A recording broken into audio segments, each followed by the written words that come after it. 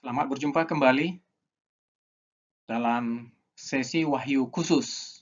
Kita akan belajar bersama-sama tentang Wahyu Khusus. Setelah minggu yang lalu kita belajar bersama-sama dengan Wahyu Umum. Mengapa perlu adanya Wahyu Khusus? Bukankah Wahyu Umum sudah ada? Apakah pentingnya Wahyu Khusus ini? Nah, di sini bisa kita lihat ada 3 alasan mengapa diperlukan penyataan khusus. Yang pertama, bisa kita lihat bahwa manusia merindukan Allah yang dekat. Jadi, kalau dilihat dari pernyataan umum, maka Allah itu begitu jauh, transenden. Nah, itulah sebabnya hadir tempat-tempat ibadah, ya, gambar-gambar suci dan benda-benda khusus yang melambangkan kehadiran Allah yang dekat kepada manusia. Ini juga diutarakan di dalam Kisah Para Rasul pasal 17 ayat 27. Yang kedua adalah kehadiran Allah diberitahukan melalui pikiran-pikiran dan kehendaknya kepada manusia, tapi melalui medium manusia. Itulah sebabnya hadir kitab suci yang dituliskan manusia bersama-sama dengan Allah di dalam teologi Kristen. Kemudian yang ketiga adalah manusia merindukan intervensi atau bantuan khusus dari Allah pada waktu-waktu kesusahan. Nah, disinilah kita membutuhkan bantuan keselamatan. Itulah sebabnya hadir juru selamat atau jalan keselamatan. Nah, itulah yang menjadi penting penyataan khusus. Karena hal-hal ini hanya bisa terjadi jika penyataan khusus ada. Kalau penyataan umum, maka hal-hal ini tidak mungkin dicapai. Karena penyataan umum, alam semesta tidak mungkin menceritakan tentang jalan keselamatan. Alam semesta tidak mungkin menceritakan secara lebih mendetail tentang apa yang dipikirkan Tuhan, apa yang dikehendaki Tuhan, kecuali Tuhan itu menyatakan dirinya lewat firman-Nya, yaitu dalam hal ini Alkitab. Jadi, di sini bisa kita lihat pentingnya penyataan khusus itu. Jadi, penyataan umum sudah kita lihat, nah penyataan khusus kemudian kita lihat sekarang. Dalam teologi Kristen, Allah itu bukan saja transenden, tetapi juga imanen. Nah, ini bisa kita lihat misalnya dari apa yang dikatakan Musa. Musa ketika diminta oleh Tuhan Allah untuk membawa orang Israel keluar dari tanah Mesir, Musa mengatakan, bagaimana nanti kalau mereka menanyakan nama Tuhan? Siapakah nama Tuhan? Apa jawabku? Artinya, Musa masih mengenal Tuhan Allah itu secara transenden, begitu jauh, sehingga namanya pun tidak diketahui.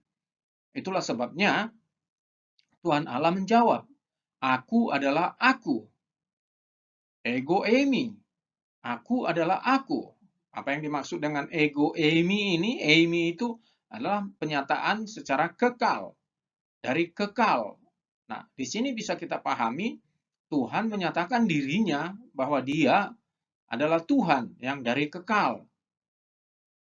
Nah, kemudian Tuhan membuat itu semakin lebih spesifik dengan mencantumkan Abraham, Ishak, dan Yakub. Akulah Allah Abraham, Ishak, dan Yakub di ayat 14-15. Nah, ini membuat Allah menjadi dikenal secara pribadi. Nah, kita lihat lagi imanensinya itu dari yang transenden tadi menjadi imanen di dalam Wahyu pasal 1 ayat 1 sampai 3 bahwa firman itu bersama-sama dengan Allah dan firman itu adalah Allah, dan ayat yang ke-14 berdiam di antara kita, berdiam di antara manusia, ada di antara manusia. Jadi ini menunjukkan bahwa Allah itu bukan saja transenden tetapi imanen. Nah, kalau kita lihat lagi bahwa Allah itu melalui Allah Roh Kudus berdiam di dalam diri manusia 1 Korintus 6 ayat 19. Jadi itulah di dalam teologi Kristen, Allah itu transenden sekaligus juga imanen. Jadi berdiam di dalam diri manusia. Nah, dari situ kita bisa melihat bahwa teologi Kristen memiliki wahyu umum dan juga memiliki wahyu khusus. Nah, wahyu khusus di dalam teologi Kristen itu dikenal dengan Yesus Kristus yang dinyatakan khusus, menyatakan khusus, dan juga Alkitab. Kalau kita perhatikan, pada zaman dahulu, katanya begitu ya, pada zaman dahulu, Allah berulang kali dan dalam pelbagai cara berbicara kepada nenek moyang kita dengan perantaraan nabi-nabi dalam Ibrani pasal 1 ayat 1 sampai 2. Ayat yang kedua dikatakan, maka pada zaman akhir ini Ia telah berbicara kepada kita dengan perantaraan anaknya yang telah Ia tetapkan sebagai yang berhak menerima segala yang ada. Oleh Dia Allah telah menjadikan alam semesta. Jadi di sini bisa kita pahami bahwa Allah berbicara zaman dahulu dengan pelbagai cara lewat para malaikat. Ini bisa kita lihat dengan Abraham dan Lot misalnya ya dalam Kejadian 18, Kejadian 19. Juga Allah berbicara zaman dahulu lewat mimpi dalam kitab Daniel bisa kita jumpai. Juga Allah berbicara lewat penglihatan dalam Yesaya bisa kita lihat juga. Juga Allah berbicara lewat mujizat pada zaman Musa dalam Keluaran bisa kita lihat. Juga Allah berbicara lewat alam semesta. Mazmur 19 ayat 1 dan seterusnya. Lalu Allah juga berbicara secara langsung dalam suara langsung seperti kepada Samuel di dalam 1 Samuel 3 itu.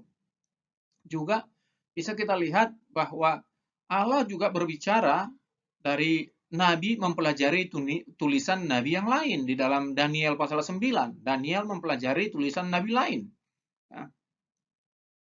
Sehingga bisa kita lihat bahwa berita Nabi adalah berita Allah. Allah mengatakan apa yang mereka katakan, atau mereka mengatakan apa yang Allah ingin agar mereka katakan, seperti di dalam 2 Petrus, dalam Ibrani, dalam Samuel, dalam Yeremia 1. Itulah sebabnya berlaku ungkapan, beginilah firman Allah.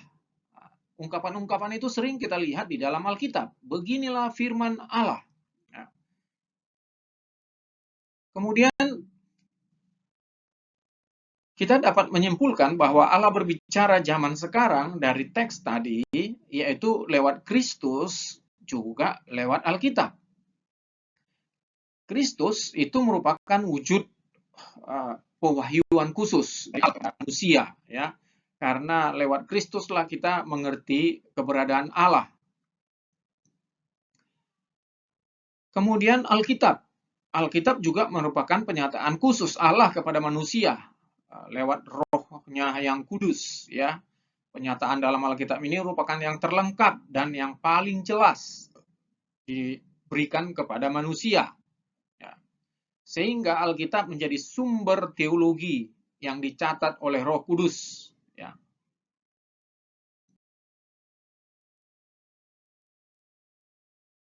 Sekarang kita masuk pada wahyu khusus Yesus Kristus.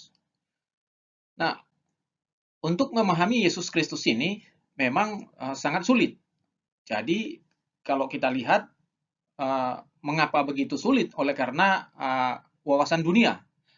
Kalau kita lihat wawasan dunia pada zaman dahulu itu ada 2 bagian besar. Satu wawasan dunia barat yang diwakili oleh pemikiran Yunani, dari Yunani. Dan satu pemikiran dari wawasan dunia timur yang diwakili oleh Ibrani. Nah, di dalam wawasan dunia barat, di dalam hal ini dari Yunani klasik, bahwa manusia itu di mana dikatakan bahwa jiwanya itu, sema, itu adalah bajik. dan soma itu adalah jahat. Jadi itu sebabnya dikatakan bahwa soma merupakan penjara bagi sema. Tubuh merupakan penjara dari jiwa, karena jiwa itu baik dan tubuh itu jahat. Nah, dari mana datangnya jiwa itu sehingga dia baik? Maka datangnya dia dari logos. Dari logos inilah muncul logikos.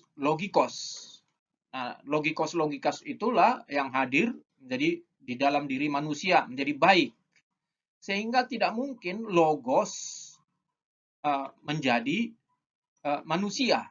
Karena dari logos itulah logikos kepada manusia. Jadi tidak ada paham di sana yang bisa kita lihat logos menjadi manusia. Hanya logos itu memercikkan logikosnya. Nah, itulah paham dari wawasan dunia barat. Nah, itulah sebabnya wawasan dunia barat ini akan sangat sulit untuk memahami wawasan dunia timur yang diwakili oleh pemikiran Ibrani, atau lebih tepatnya yang diwakili oleh pemikiran wawasan dunia Kristen. Nah, itulah sebabnya beberapa gagal memahami siapakah Yesus Kristus. Misalnya dari abad pertama, di abad pertama itu ada kelompok doketis yang dari kata dokeo, kelihatannya. Nah, orang-orang doketis ini tidak mengakui kemanusiaan Yesus. Mereka melihat bahwa Yesus itu kelihatannya manusia, padahal dia sebenarnya Allah. Sehingga keilahiannya dikuatkan. Nah, ini yang dihadapi oleh Yohanes. Kalau kita lihat, kita baca surat Yohanes, ini sudah ada pada zaman Yohanes di abad-abad pertama. Lalu kemudian di abad kedua muncul Ebionis, kebalikan dari Doketis. Ebionis ini menyatakan bahwa Yesus itu bukanlah Allah. Dia anak Yusuf, anak Maria, sehingga kemanusiaannya lah yang dikuatkan, keilahiannya tidak diakui. Nah, ini kemudian menjalar sampai ke abad keempat, yang kemudian diusung oleh Arian. Nah, orang-orang Arianisme, ajaran mereka mengatakan bahwa sifat keilahiannya itu tidak diakui, Yesus itu tidak kekal. Jadi kemanusiaannya lah yang dikuatkan. Dia itu manusia, tidak mungkin. Nah, ini dipersalahkan dalam konsili gereja di Nisea tahun 325. Abad keempat juga ada menampilkan ajaran dari Apollinarian. Apollinarian ini hampir sama ya dengan Doketis. Jadi sifat keilahiannya dikuatkan, tetapi kemanusiaannya tidak diakui. Dia itu logos ilahi, sehingga keilahiannya lah yang dikuatkan. Ini pun dipersalahkan dalam konsili gereja di Konstantinopel tahun 680. Lalu pada abad yang kelima muncul lagi beberapa ajaran, yaitu Nestorian. Nestorian di abad kelima itu membuat ajaran yang aneh tentang Yesus. Mereka mengatakan itu Yesus itu dua pribadi, satu pribadi manusia, satu pribadi Allah. Jadi dua pribadi dia. Nah, lebih lagi di abad yang kelima itu ada Eutikian. Eutikian ini dia mengatakan setengah-setengah lah, tak sepenuhnya dia manusia, tak sepenuhnya dia Allah. Jadi setengah-setengah ya gabunglah, kira-kira begitu dari Eutikian. Sehingga ini pun dipersalahkan dalam konsili Kalsedon tahun 451. Sementara Nestorian dipersalahkan dalam konsili Efesus. Nah, karena begitu banyaknya permasalahan tentang siapakah Yesus itu, maka pada tahun 451 juga di Kalsedon juga dalam konsili gereja, maka diberikanlah satu pemikiran, keputusan bahwa Yesus itu adalah manusia sempurna dan Allah sempurna. Jadi dia adalah manusia sejati dan Allah sejati. Di sini berarti bahwa Yesus itu adalah dua natur, natur manusia dan natur Allah, tetapi di dalam satu pribadi. Dua natur, satu persona. Dua natur, satu pribadi. Itu yang diputuskan oleh ortodoks. Dan ini memang sesuai dengan prinsip Alkitab. Dan ini sesuai dengan wawasan dunia Alkitab. Inilah yang kemudian terus dibawa, dipegang oleh orang-orang yang sungguh mengasihi Alkitab. Nah, jadi di sini bisa kita lihat mengapa Yesus yang adalah wahyu khusus itu sulit diterima, itu oleh karena wawasan dunia yang tidak mampu menerima adanya Tuhan menjadi manusia. Nah, wawasan dunia itu tidak mampu menampung itu, sebab itulah yang ditampilkan oleh Yunani kuno ya dari dulu. Nah, untuk memahami siapa Yesus, maka tentu tidak boleh dipandang dari wawasan dunia lain, tetapi seharusnya dipandang dari wawasan dunia Kristen atau dari wawasan dunia Alkitab. Ketika itu dipandang, maka itu akan bisa dipahami. Mengapa bisa dipahami? Sebab akan ditanyakan, siapakah Yesus? Maka dalam wawasan dunia Kristen akan dapat dijawab bahwa Yesus yang adalah Tuhan menjadi manusia. Bukan Tuhan menjelma menjadi manusia, tetapi Tuhan menjadi manusia. Kata menjadi di sini berarti berproses, yaitu dari dikandung, lahir, sampai mati, dan naik ke surga. Nah, inilah yang dimaksud dengan menjadi. Tuhan menjadi manusia. Pertanyaannya adalah, mengapa Tuhan harus menjadi manusia? Mengapa Tuhan harus menjadi manusia? Nah, di sini wawasan dunia Kristen bisa menjawab. Mengapa? Karena wawasan dunia Alkitab menyatakan bahwa orang-orang keturunan Adam itu sudah berdosa. Ya, kalau kita baca Kejadian pasal 2 ayat 16-17, ketika engkau memakan buah itu, maka engkau mati. Nah, jadi ketika Adam memakan, dia mati dan semua keturunannya mati. Bukan mati secara fisik, tapi mati dalam pengertian mati secara rohani, terpisah daripada Allah. Tidak mampu lagi bersama dengan Allah. Lalu di dalam Efesus pasal 2 ayat 1 juga di sana dikatakan bahwa dahulu kamu sudah mati karena dosa-dosamu. Jadi di sini bisa kita lihat wawasan dunia Alkitab menceritakan kepada kita bahwa orang keturunan Adam itu mati secara rohani. Nah, orang mati tidak mungkin bisa menggapai Allah. Tidak mungkin bisa sampai untuk menggapai Tuhan. Tidak mungkin orang mati bisa merespon. Orang mati pasti mati, tidak bisa respon. Nah, untuk merespon berkata, aku percaya kepadamu Tuhan, untuk mengatakan itu sebagai respon, orang mati tidak mampu. Nah, disinilah kita bisa melihat peranan daripada Alkitab memberitakannya kepada kita, bahwa orang itu perlu dihidupkan dengan Roh Kudus. Roh Kudus menghidupkannya. Ketika Roh Kudus melahirkan kembali, menghidupkannya kembali, dia hidup. Nah, ketika dia hidup, baru dia bisa merespon. Aku percaya kepadamu Tuhan. Jadi untuk merespon aku percaya kepadamu Tuhan, perlu dihidupkan oleh Roh Kudus. Kenapa perlu? Karena sudah mati. Nah, ketika orang sudah dihidupkan, disucikan, disinilah kita bisa melihat pribadi Yesus. Yaitu Yesus itu mengampuni dosa-dosanya. Mengapa harus Yesus?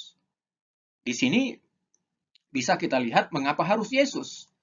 Karena wawasan dunia Alkitab menyatakan bahwa dosa hanya bisa diampuni dengan penumpahan darah. Itu di dalam Ibrani pasal yang ke-9 ayat yang ke-22. Dosa hanya bisa diampuni dengan darah. Tanpa penumpahan darah tidak ada pengampunan. Nah, di bawah kolong langit ini tidak ada lagi, semua orang sudah berdosa. Sehingga perlu satu manusia yang suci, yang darahnya bisa dikorbankan untuk pengampunan dosa. Siapa? Tidak ada lagi. Disinilah bisa kita pahami bahwa karena begitu besar kasih Allah akan dunia ini, itu yang diajarkan oleh Yohanes pasal 3 ayat 16. Sehingga ia mengaruniakan anaknya yang tunggal, sehingga ia mengaruniakan Yesus, yang adalah Tuhan menjadi manusia. Supaya ada manusia yang suci, sehingga darahnya dikorbankan, supaya tergenapi hukum bahwa dosa hanya bisa diampuni dengan darah. Tanpa penumpahan darah tidak ada pengampunan. Nah, mengapa harus Allah yang menjadi manusia? Bisa nggak memakai bahwa Tuhan ciptakan manusia lain? Maka jawabnya adalah tidak mungkin. Mengapa tidak mungkin? Karena Alkitab juga menjelaskan dalam wawasan dunia Alkitab, bisa kita lihat di dalam Alkitab, dalam Kejadian pasal yang ketiga ayat yang ke-22, di sana dijelaskan bahwa engkau akan meremukkan tumitnya dan keturunannya akan meremukkan kepalamu. Artinya ada perjanjian, ada nubuatan, ada janji bahwa dari keturunan Adamlah nanti yang meremukkan kepala ular. Sehingga tidak mungkin diciptakan dari yang lain. Oleh karena itulah harus diciptakan satu manusia, harus ada satu manusia yang dari keturunan Adam. Tetapi tidak mungkin lagi keturunan Adam ini bisa melakukan itu, karena semua sudah berdosa, harus yang suci. Nah, siapa? Disinilah makanya Yesus yang adalah Tuhan menjadi manusia. Yesus yang adalah Tuhan menjadi manusia. Sehingga Tuhan tidak melanggar firman-Nya. Jadi kalau Tuhan mengatakan firman-Nya bahwa dia mengatakan bahwa keturunannya nanti meremukkan kepalamu, lalu dia ciptakan dari keturunan yang lain, bukan dari Adam, tapi manusia yang lain, nah Tuhan melanggar firman-Nya. Nah, Tuhan tidak bisa seperti itu. Tuhan itu yang membatasi dirinya adalah firman-Nya. Kalau dia sudah berkata bahwa dosa hanya bisa diampuni dengan penumpahan darah, maka dia menepati janjinya itu. Dia akan menepati firman-Nya itu. Dan kalau dia mengatakan bahwa dari keturunanmu, dari keturunannya, dari Adam, maka dia juga harus menepati firman-Nya itu. Karena siapakah yang membatasi Tuhan? Tidak ada, kecuali ya dirinya sendiri yang membatasinya, yaitu firman-Nya sendiri yang membatasi dirinya. Jadi disinilah bisa kita lihat mengapa harus Yesus Kristus. Nah, oleh karena itu kita melihat sekarang kita wahyu khusus itu adalah Yesus Kristus. Nah, Yesus Kristus menyatakan apa yang dinyatakan Yesus Kristus, apa yang khusus sehingga memerlukan Yesus Kristus hadir di tengah-tengah manusia. Apa yang dinyatakannya? Yang dinyatakannya yang pertama adalah Allah itu Tritunggal. Allah menyatakan Allah itu Tritunggal. Itu kita lihat dari Matius 28 ayat 18 sampai 20. Baptislah, ini ajaran Yesus dalam nama Bapa, Anak, dan Roh Kudus. Pada kitab Kejadian pasal yang ketiga, pasal pertama bisa kita lihat bahwa baiklah kita menciptakan manusia, ya, Kejadian pasal 1. Di sana ada kata kita. Kita itu tidak tahu berapa, tapi ada kata kita. Nah, setelah Yesus datang, Yesus kemudian menjelaskan itu. Jadi inilah yang disebut dengan wahyu khusus. Khusus itu Yesus kemudian menjelaskan bahwa apa yang dimaksud kita di dalam Kejadian itu menjadi jelas, menjadi terang bahwa Allah itu Tritunggal. Kemudian apa yang dinyatakan Yesus lagi adalah tidak ada yang dapat melihat atau masuk ke dalam kerajaan Allah bila ia tidak dilahirkan kembali. Jadi, mengapa Yesus dapat menyatakan ini? Karena dialah yang telah turun dari surga. Sehingga dia mengerti bagaimana keadaan surga dan dia mengerti bagaimana orang harus masuk ke surga. Itulah sebabnya menjadi jelas bagi kita bahwa orang masuk ke surga harus dilahirkan kembali. Mengapa perlu dilahirkan kembali? Ya, karena tadi bahwa orang yang sudah mati. Kitab Kejadian mengatakan ketika engkau memakannya, pada Kejadian 2 ayat 16-17 itu, ketika engkau memakannya pastilah engkau mati. Efesus pasal 2 ayat 1 mengatakan, pastilah karena kamu dahulu sudah mati karena dosa-dosamu. Jadi orang mati tidak bisa merespon kepada Allah. Orang mati tidak bisa merespon untuk mengatakan, aku percaya kepadamu Tuhan, sebagai respon, itu tidak bisa diungkapkan oleh manusia. Kenapa? Karena manusia telah mati secara rohani, mati, tak mampu menembus, melihat hal-hal yang rohani. Tidak mampu. Jadi, untuk mengatakan, Yesus, aku percaya kepadamu, tidak akan mungkin dilakukan manusia yang mati. Oleh karena itu, perlu dihidupkan kembali. Siapa yang menghidupkan? Roh Kudus. Roh Kuduslah yang melahirkannya. Ketika Roh Kudus melahirkannya, maka dia dapat hidup. Ketika dia hidup, barulah dia bisa merespon. Yesus, aku percaya kepadamu. Jadi, untuk merespon, maka perlu dihidupkan. Roh Kudus memberikan kehidupan kepadanya sehingga dia bisa merespon. Yesus, aku percaya kepadamu. Itu menjadi jelas bagi kita dari Yesus Kristus. Kemudian, ia adalah jalan keselamatan dan hidup. Tidak ada yang datang kepada Bapa kalau tidak melalui Yesus. Inilah yang diungkapkan Yesus. Mengapa dia ungkapkan ini? Nah, kita tadi sudah membahas di depan bahwa karena jalan keselamatan itu dibangun dengan penumpahan darah. Bahwa dosa hanya bisa diampuni dengan darah. Dalam Ibrani pasal 9 ayat 22 itu. Sehingga darah yang suci tidak ada lagi. Nah, darah yang suci hanya ada di dalam Yesus yang adalah Tuhan menjadi manusia. Itulah sebabnya dialah jalan keselamatan dan hidup. Jadi dari Yesus kita bisa melihat ini. Kemudian Yesus juga mengajarkan pengampunan yang sejati. Yesus mengajarkan ini kepada murid-muridnya. Di dalam murid-muridnya dia ajarkan Lukas 17 ayat 3 dan 4. Saya akan membacakannya bagi kita. Lukas 17 ayat 3 dan 4.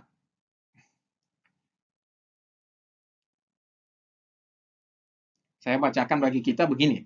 Jagalah dirimu. Jikalau saudaramu berbuat dosa, tegurlah dia. Dan jikalau ia menyesal, ampunilah dia. Bahkan jikalau ia berbuat dosa terhadap engkau 7 kali sehari, dan 7 kali ia kembali kepadamu dan berkata, aku menyesal, engkau harus mengampuni dia. Ada kata yang menarik di sini, yaitu ayat ketiga, ampunilah dia, ampuni. Dipakai di sini dalam bahasa Yunaninya adalah apes, dari kata apinmi. Apes itu dalam bentuk auris, bentuk pas. Jadi artinya, kalau ada saudaramu bersalah, yang lalu, ampunilah dia. Nah, ampuni, apes, berasal dari kata apinmi. Itu artinya adalah melepaskan hak, tekanan, tuntutan, atau tekanan. Jadi kalau seseorang sudah memaafkan, sudah mengampuni, maka tidak bisa lagi ada tekanan di sana. Artinya kesalahannya itu tidak bisa dibongkar, tidak bisa diingat-ingat. Itu yang terjadi. Jadi nggak bisa lagi.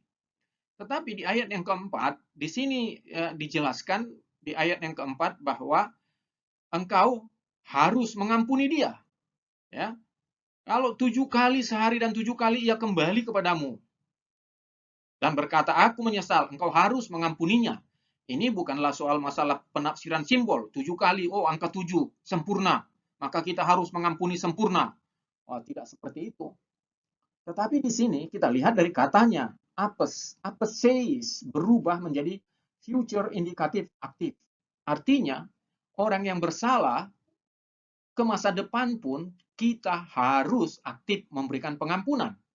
Nah, inilah yang diajarkan Yesus kepada murid-muridnya, dan pengampunan inilah yang diajarkan oleh Yesus.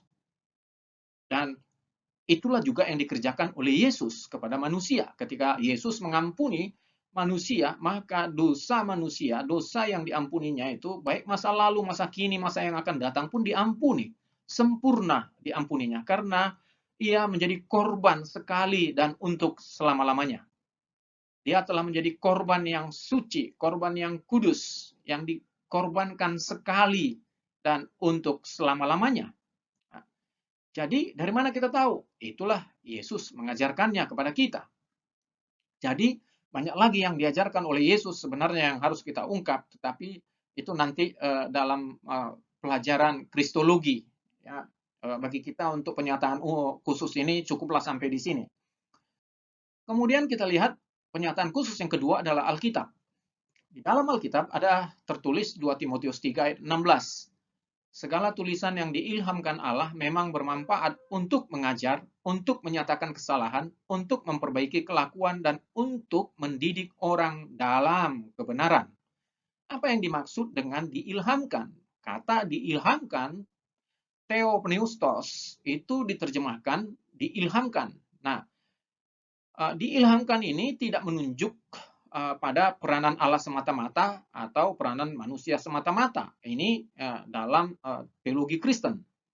Sehingga semua atau kata segala di sana, jadi segala tulisan yang diilhamkan itu menyatakan kepada tulisan, grapha, ya.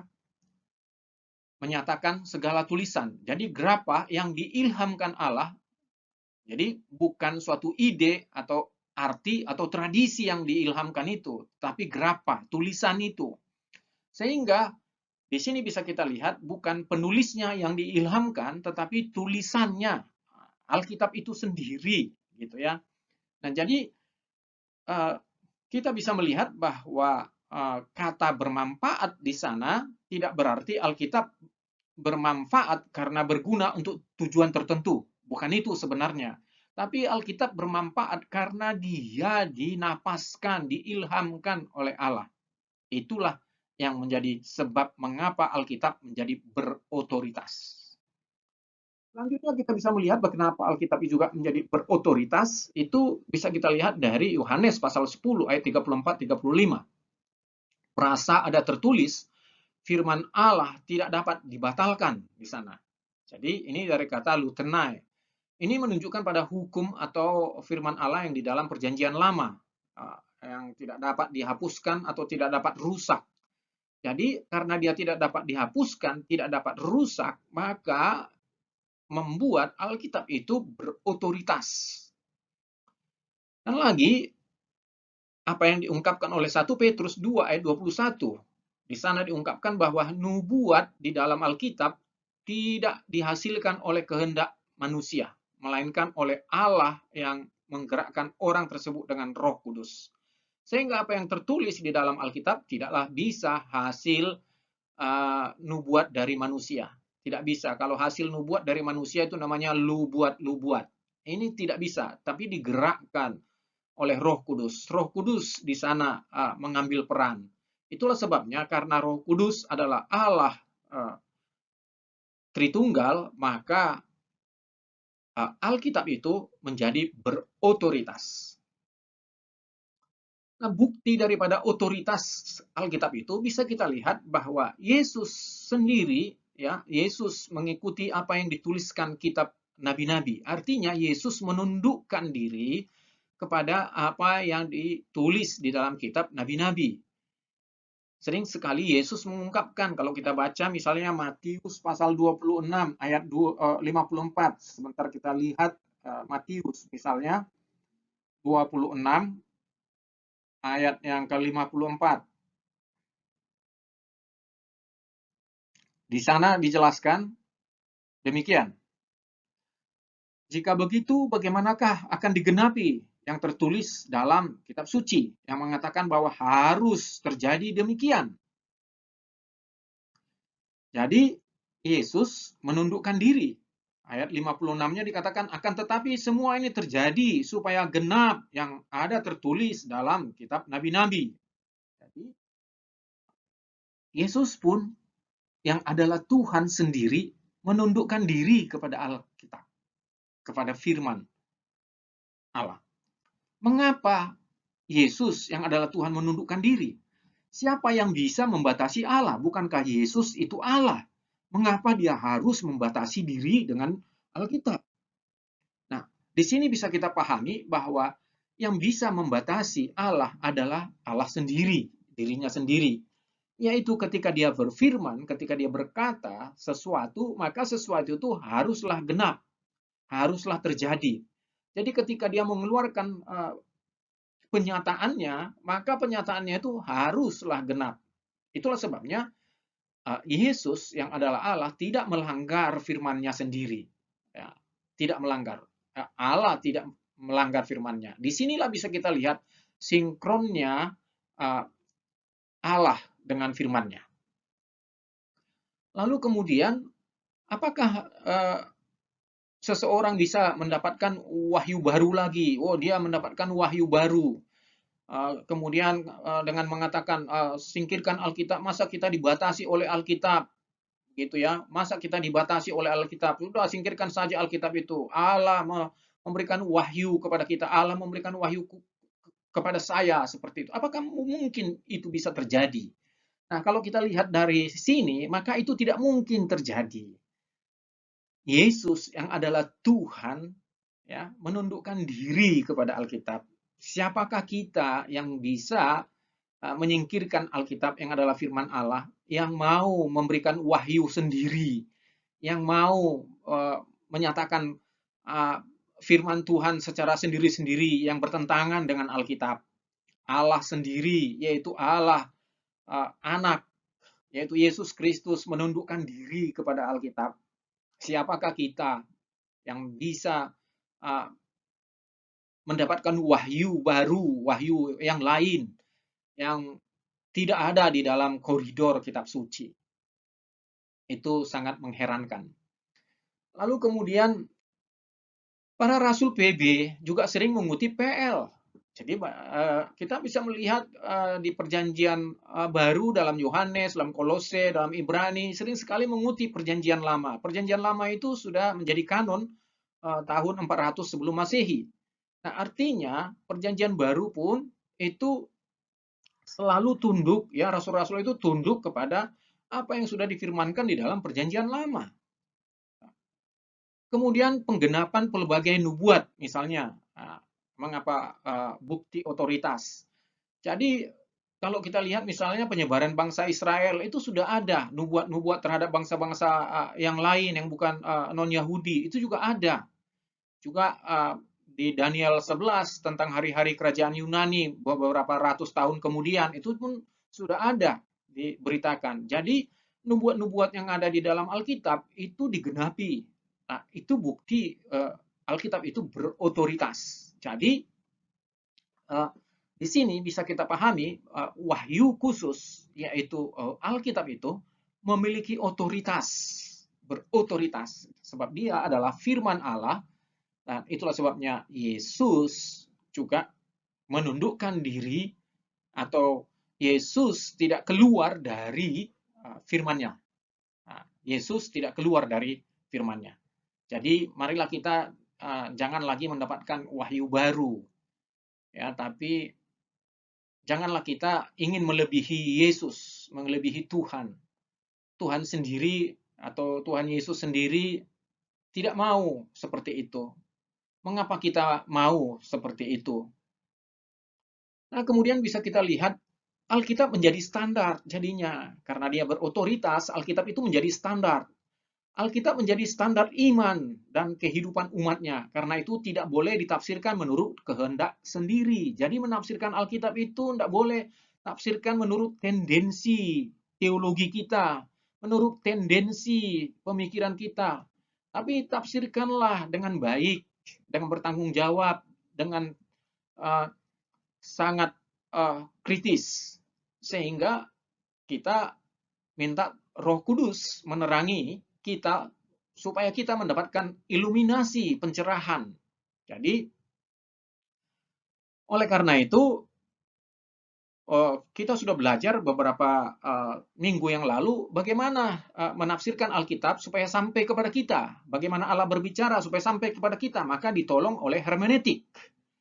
Karena di dalam Alkitab kita itu ada kitab puisi, narasi, tipologi, alegori, simbol, perumpamaan, yang masing-masing berbeda cara menafsirkannya. Jadi, itu pun kita harus pelajari secara bertanggung jawab. Kemudian, Alkitab menjadi dasar pendirian gereja. Nah, kalau di Efesus pasal 2 ayat 10 bisa kita lihat pada zaman dulu, pada zaman rasul-rasul, bahwa pendirian gereja itu batu penjurunya adalah Yesus, dan dasarnya rasul dan nabi. Kalau kita baca misalnya kisah para rasul, itu pasti harus ada konfirmasi rasul baru berdiri jemaat di sana. Lalu bangunannya ya jemaat. Tetapi zaman sekarang di mana rasul-rasul sudah mati, nabi-nabi sudah mati semuanya, bagaimana mendirikan gereja? Maka tetap Yesus Kristus batu penjurunya, tetapi kita tidak lagi membawa rasul dan nabi, tapi kita membawa Alkitab. Di mana Alkitab ini juga berotoritas. Jadi inilah peran dari wahyu khusus itu, Alkitab.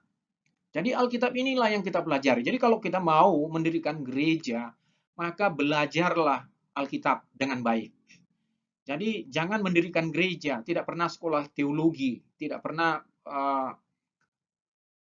membaca Alkitab, tidak pernah mempelajari bagaimana menafsirkan Alkitab, bagaimana bisa mendirikan gereja dengan baik, begitu ya. Ini sangat penting untuk mendirikan gereja.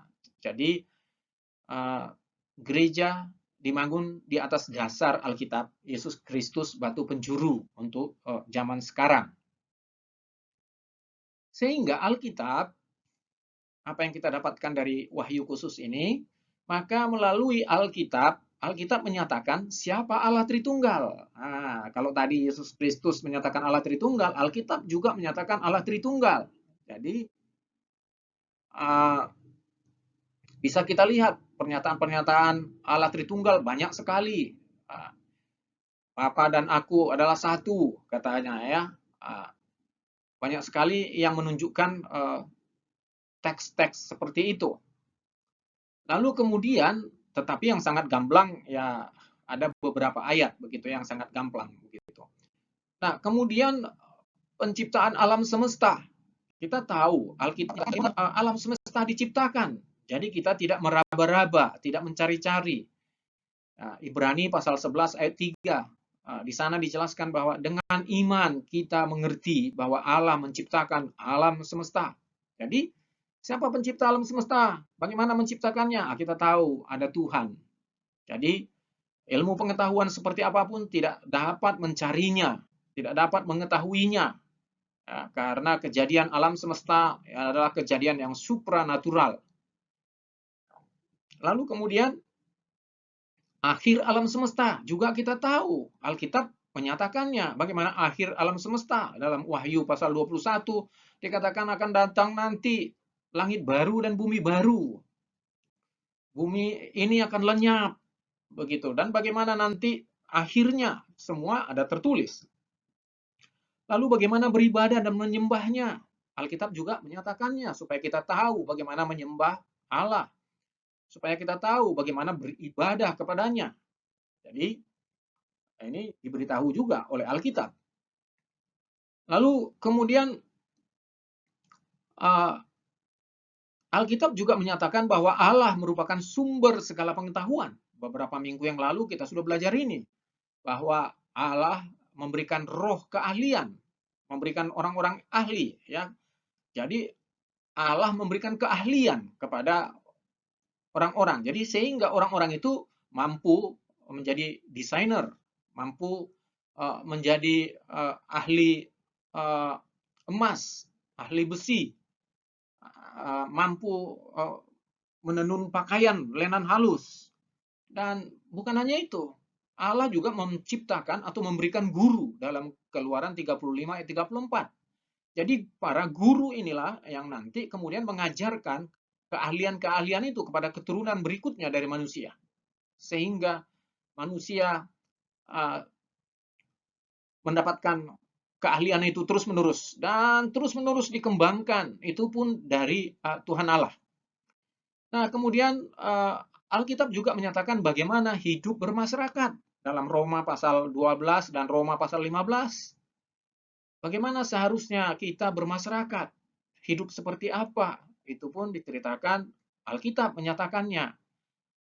Nah, bagaimana hidup berkeluarga? Ini pun dinyatakan oleh Alkitab. Bagaimana hidup suami istri, anak, diutarakan dalam Efesus pasal 5 sama pasal 6. Nah, jadi melalui penyataan khusus lewat Alkitab ini, kita semakin mengerti lebih baik daripada ketika kita hanya mengetahui wahyu umum. Jadi wahyu umum tidak dapat memberikan secara detail apa yang kita ketahui dari Yesus Kristus dan dari Alkitab. Itulah sebabnya mengapa kita memerlukan wahyu khusus. Bahkan oleh wahyu khusus ini kita dapat memahami wahyu umum. Wahyu khusus ini membuat kita dapat memahami alam semesta. Jadi di sini bisa kita lihat korelasinya. Minggu lalu kita melihat bahwa wahyu umum juga itu diperlukan oleh wahyu khusus. Jadi saling connect begitu.